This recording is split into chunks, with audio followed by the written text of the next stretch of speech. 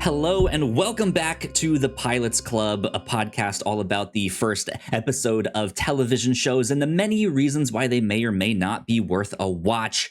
This is a Patreon exclusive show, so we put these up on our Patreon at patreon.com/the Whatnauts, first and foremost, where they remain exclusive for 2 whole years before these hit the free feeds. So if you are a Patreon supporter of ours, thank you very much. We appreciate it. It means a ton. Thank you. And if you are on the free feeds, just know there is a lot more of this podcast for you to check out. This is number 28 of the Pilots Club that we are recording here right now. My name is Kyle Springer, and I am joined by Melissa Wilkinson. Melissa. Hello. How's it going? Good. Thank you for paying this money to listen or watch this podcast. I feel like I don't have to wear makeup for this, so thank you. Ooh. I'm like, you gave us $3. We're close friends now. I don't gotta put the mascara on. Finally, after 5 years of being on the Whatnauts on camera, Melissa feels comfortable enough to not wear makeup. Yeah, 6 years.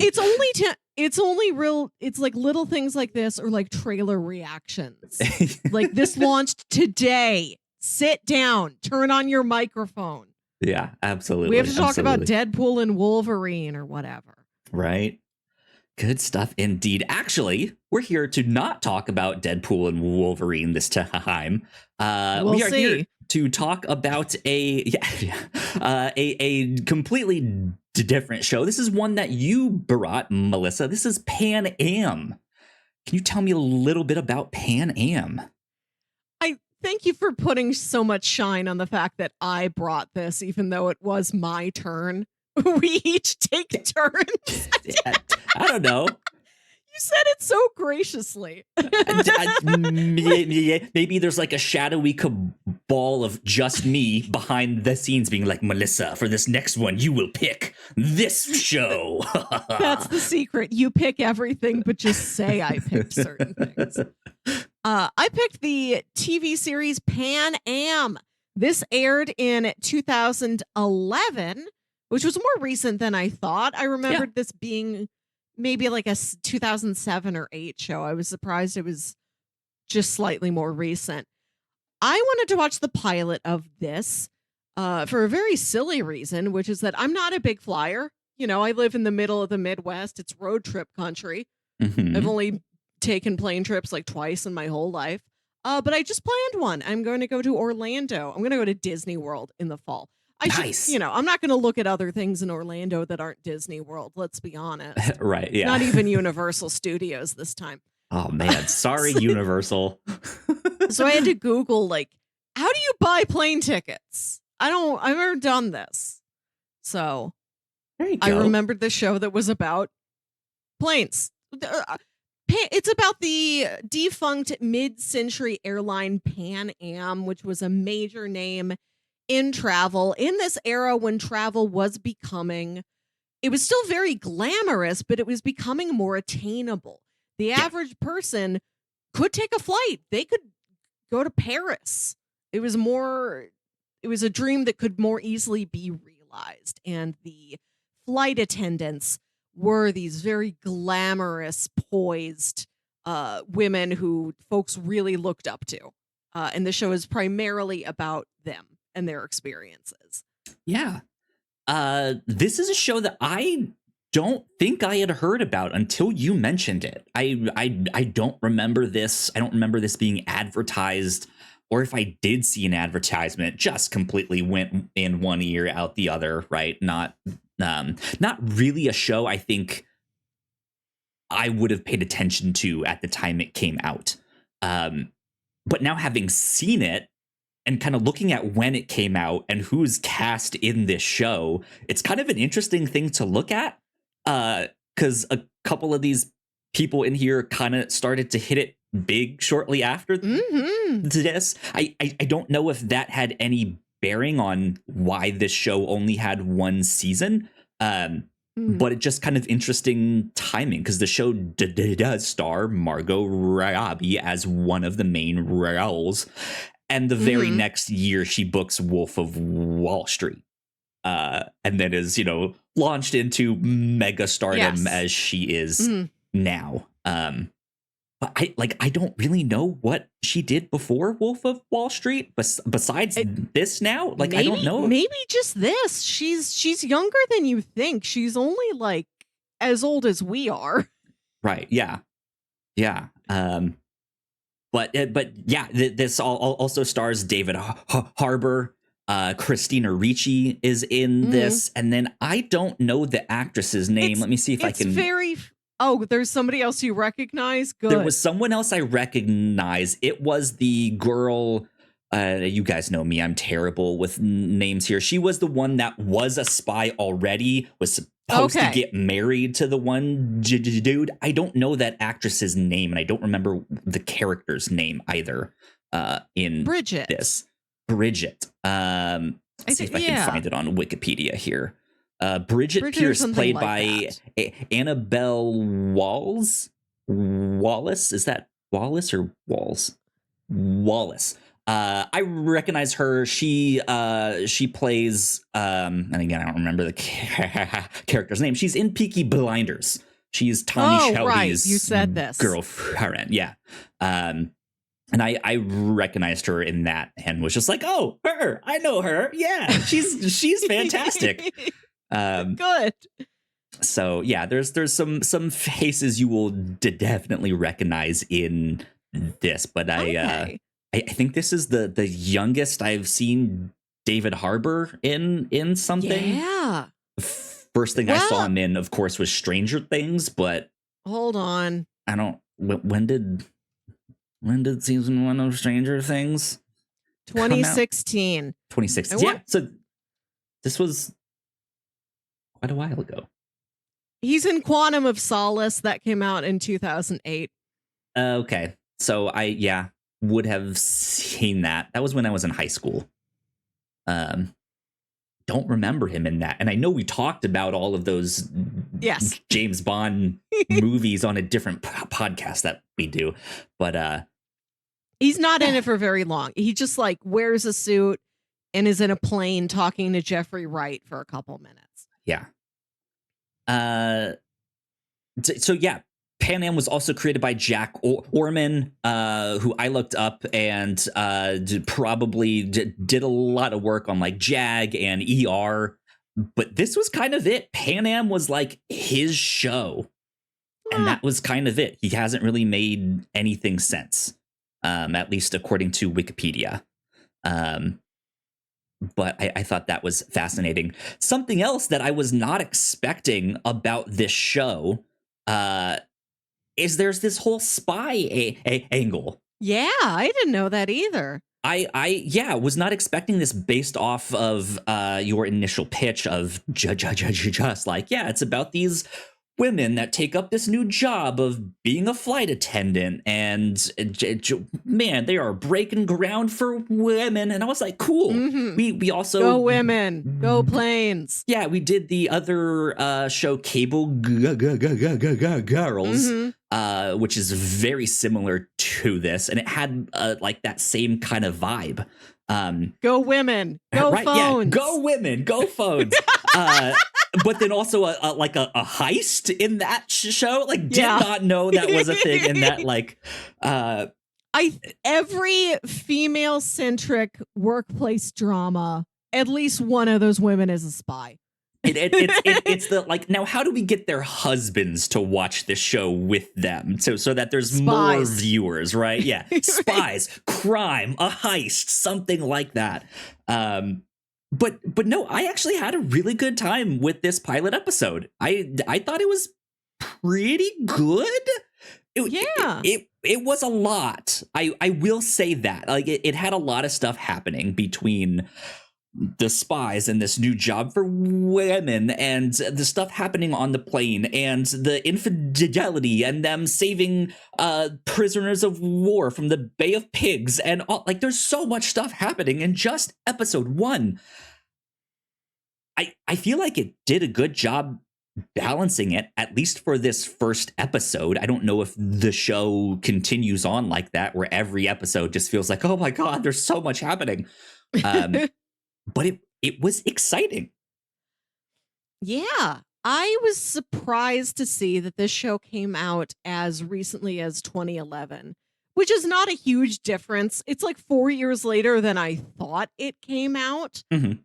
But something that struck me watching this pilot is that you can see some lost DNA in there. Oh, Not yeah, just in the fact absolutely. that it's on a plane, it's plane very important, but that you see a flashback for each of these characters that gives you some context for their lives, whether it's how they became a flight attendant in the first place, or for one of these women, she is having an affair with a man who shows up on some of these regular intercontinental flights. And then for the ones who were spies, you see how they became spies. Like everybody's Yeah. got one flashback Christina Ricci has to share with other characters. We have yet to learn more about her. She's Yeah. maybe the biggest mystery here in the pilot, biggest non-espionage mystery so far. Yeah, Don't know she's exactly what her deal is. seems to kind of be the veteran superstar of being a flight attendant. Like, I'm assuming because everyone knows her, maybe she was more. Well, because they do have the whole spy angle, so I don't know if she's like military or not, or helped out in some way in that. But Well, we do. She's also the only one who we get to see at home. Like the Hmm. girl who is a spy, Miss Peaky Blinders. She was supposed to be, I think they said the purser who might be like the lead attendant on a plane. I don't fly. I don't know these words. Don't even know if any of these words are still relevant. Right, yeah. 60 years later. The terminology might be completely different. But she can't make it because she's a spy. So they have to call Christina Ricci at home. And she's like, you guys know you grounded me because I wasn't wearing my girdle. My hat was on crooked. I didn't have my fun little scarf or whatever. Because you do see a woman that's right, like yeah.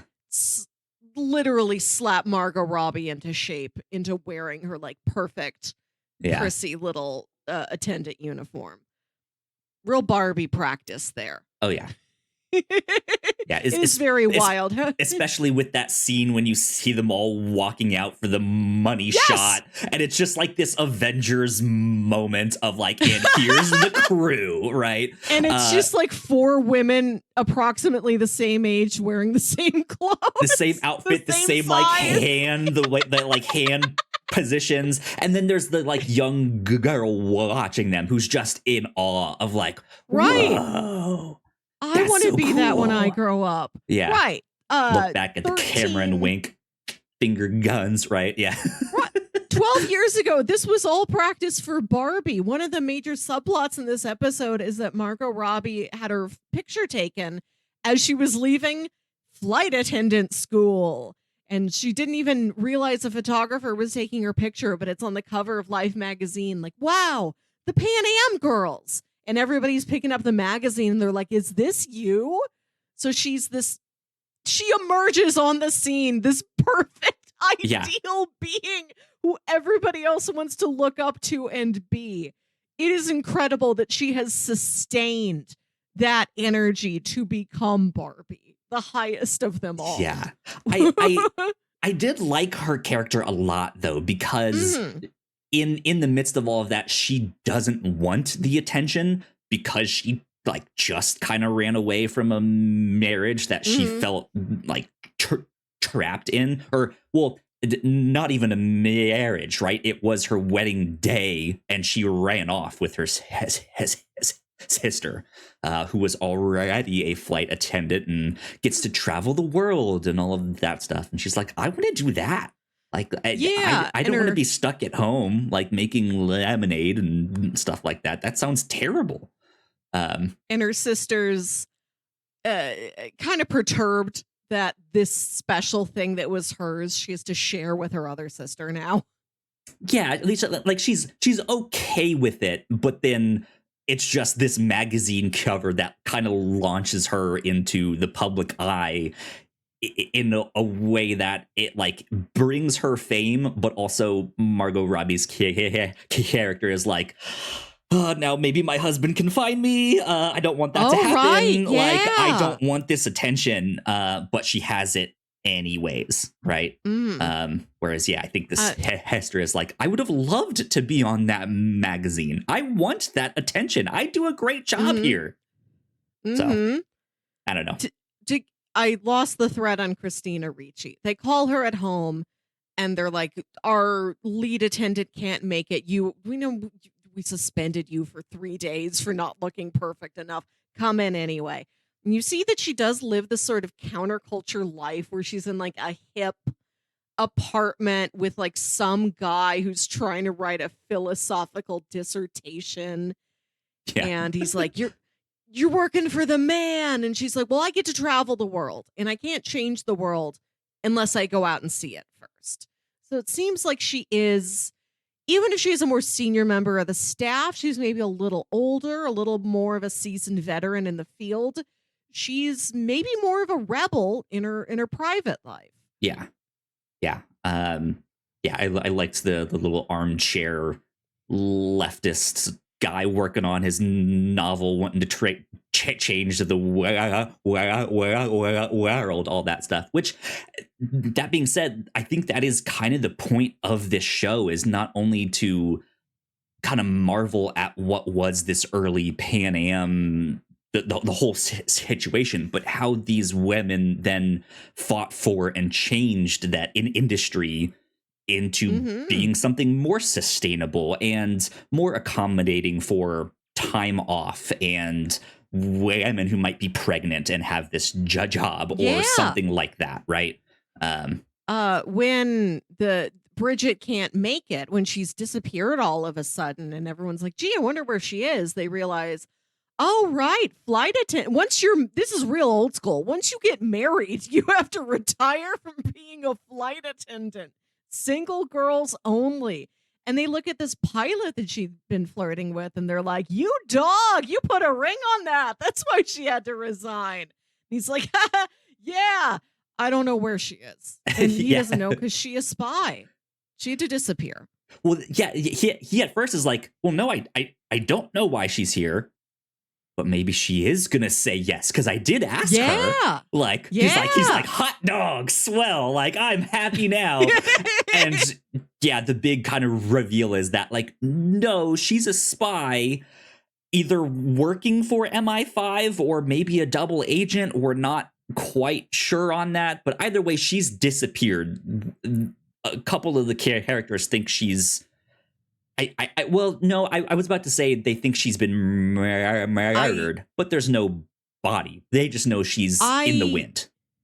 I got the impression that she had to fake her death as part of being an MI5 agent. Like, David Harbour knows she isn't really dead, but he has to tell everybody she's dead. Right. Yeah. Yeah. That's which David kind of Harbour, the vibe I got. He's playing who you think at first is this Russian guy who is maybe suspicious, or maybe he's legitimately suspicious, or maybe he is only suspicious because he is a Russian man in the 1960s. Sure. And there's all this Cold War energy going on. And the girl who has been hired to be a new spy has to like swap out his passport so that he's got the wrong files. You know, like there's some typo and he has to get detained once he gets to Heathrow Airport.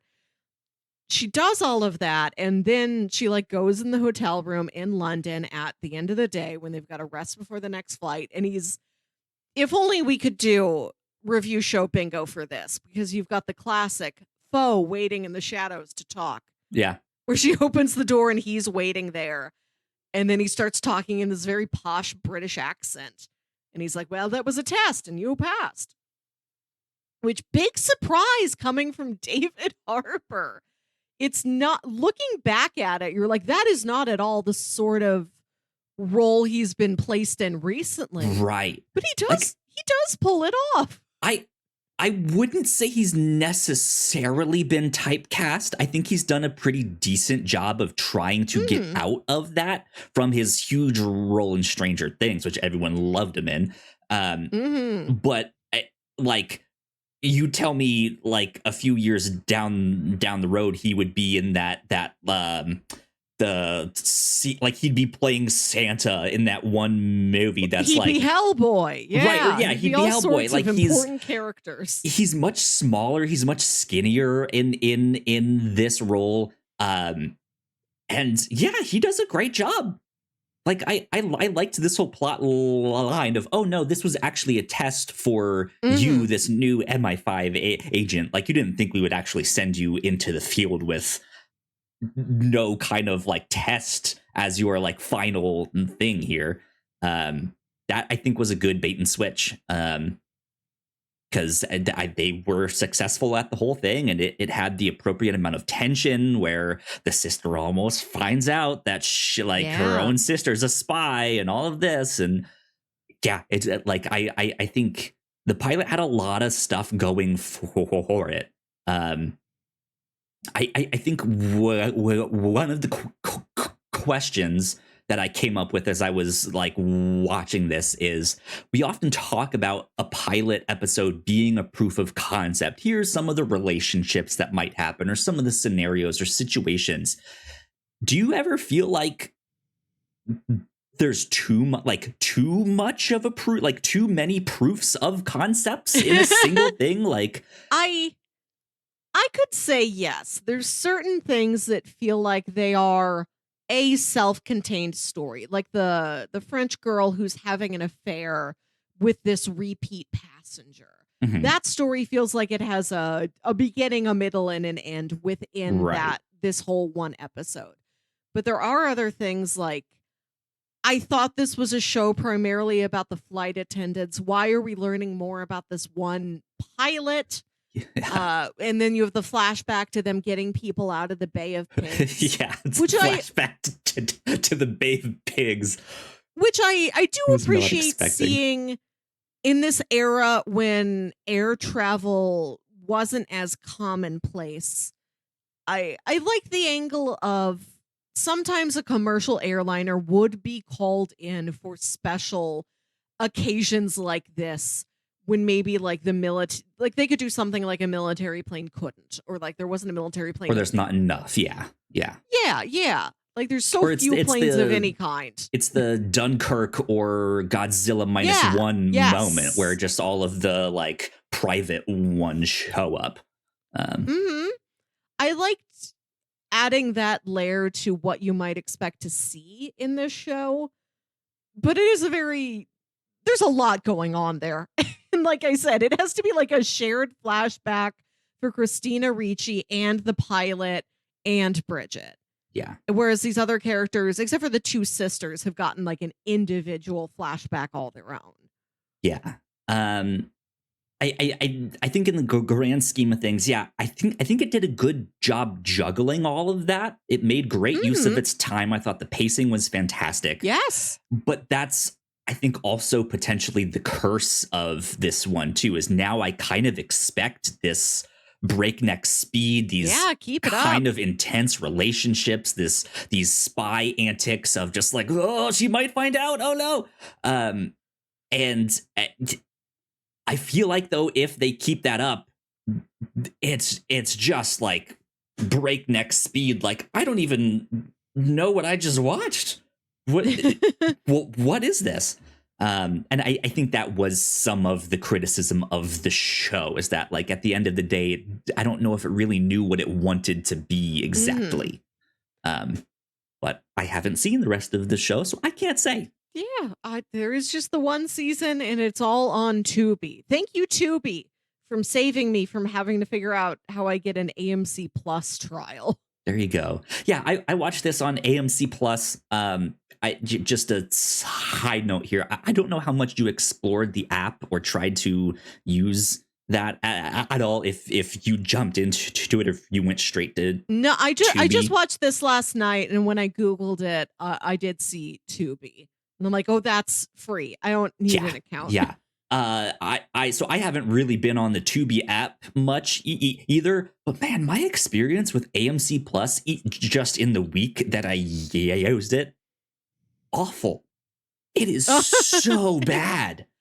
I think won't I go have into heard. details here, but it's I think just that it's is bad. something I have heard, that it's got good content on there. I mean, there have been several AMC shows that we've watched and loved, but it's like one of those things that nobody's really working with the interface because they're just sort of biding their time until it becomes part of a Something larger else. streaming platform. Yeah, I think so. Like somebody else will own you in due time. Because I used the week that I had my trial to catch up on a bunch of The Walking Dead spin-offs, and so I tried to add them to my, like, this is my list.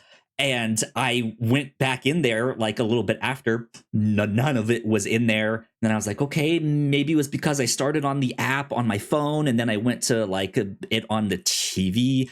And yeah, it was just like, oh, now there's 3 things in there, but it's not the 3 most recent things I put in there. And then the whole thing was, it kept like deleting all of my stuff. I was like, this is awful. So cannot recommend that one, but that's a whole different story. Any other kind of final stuff you want to mention on Pan Am that we haven't got to yet? I did kind of like, you mentioned a bait and switch earlier, and the storyline with, is it Colette, the French girl? I believe who so. had that affair with the passenger, and now she finds that he's on this flight with his wife and son. Mm-hmm. And the wife's being so nice to her, and you can tell that she's conflicted about, do I tell her that her husband's been sleeping with me? How serious was this? Was I just a thing on the side? Was he ever intending to leave her for me? What is the situation? And while she's chewing it over and trying to figure out what to do, like I said, the wife is so nice to her. And at the end of the flight, as they're getting off the plane, she's like, oh no, I forgot my purse, and like walks back there with her. Oof, and like the little boy had been drawing a picture, and she hands it to Colette and is like, you keep this. I wanted you to have it as a reminder to not sleep with other women's husbands. Brutal. Absolutely brutal. You never think that you wonder if maybe the wife will catch on. You do not think that the wife already has caught on. And maybe her even being there in the first place is part of her scheme. I like that character got to be much smarter than you think she is. She isn't a pawn or a patsy in any way. It made me think that it was her idea to go on this flight because there's that moment when Colette and the guy see each other, and it's kind of this, oh, hi. Didn't expect you to be here. And they're both just like, I didn't expect you to be here, right? And then the wife is there, and they're just like, oh, okay, this is the situation. I see. All right, here we go. But yeah, I enjoyed my time. And it's not a show I would keep up with, but I am much more impressed than I expected to be, for sure. So good stuff with that one. Melissa, for next month, you and I talked it over. This is one I picked, Melissa. You did, all by yourself, right? Yeah, all by myself. No, you actually did help me pick this one. You gave me 2 shows, and you described the first show like I'd never heard of it, and I'm like, Kyle, I have told you about this. Like 3 months ago, I told you about this. And I'm like, I really want to do this on the review show. Here's what happens. You mentioned this show to me. It's in our doc of like things we could do for the review show. It's right there. I know we talked about it. You planted that seed. But then it just kind of got buried. And I just kind of forgot that you mentioned it to me.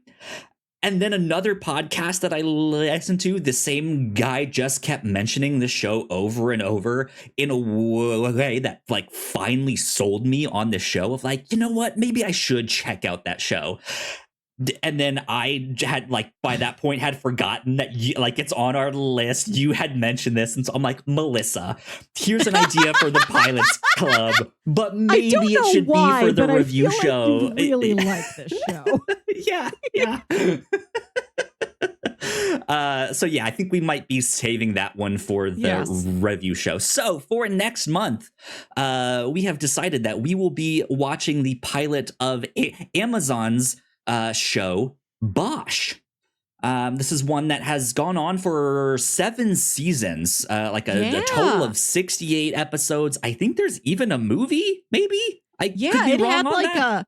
This is a show from, I think it started like 10 years ago or something, and did recently have like a Bosch Returns movie or something. Interesting. It is based off of a series of novels. I know that.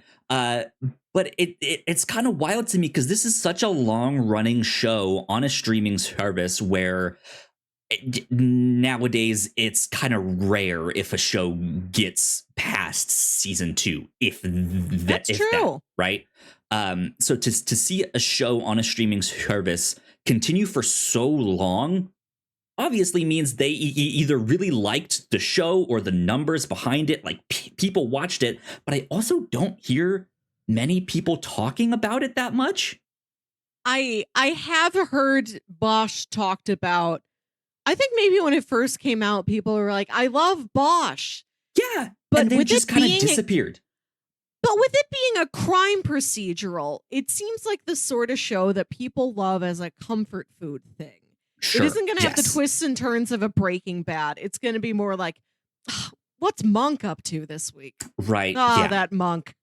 Exactly. So I'm just kind of curious as to what this show is. I've never watched it before. Hopefully the pilot might give us a look into why it was so successful and such a long running show over on Amazon Prime.